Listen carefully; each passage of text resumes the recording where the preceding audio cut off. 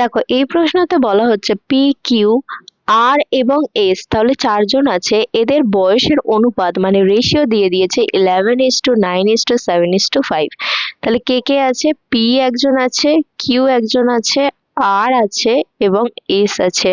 আর এদের প্রেজেন্ট এজের রেশিও 11:9:7:5 দেওয়া হয়েছে।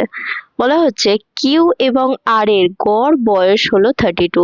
তাহলে কিউ এবং আর, এখানে যদি কিউ আর আর টানি, রেশিওতে কত? 9+7 মানে হচ্ছে 16, কিন্তু গড় বলেছে অ্যাভারেজ, তাহলে 16/2 হচ্ছে 8। এই 8 সমান সমান বলে দিয়েছে অ্যাকচুয়াল, যেটা আমরা 8 পাচ্ছি রেশিওতে, এর অ্যাকচুয়াল ভ্যালু কত? 32। তার মানে রেশিও থেকে অ্যাকচুয়ালে যেতে গেলে আমাদের 4 দিয়ে মাল্টিপ্লাই করতে হচ্ছে। এবার বলছে 6 বছর পর এস এর, মানে এই যে এস আছে তার বয়স নির্ণয় করুন।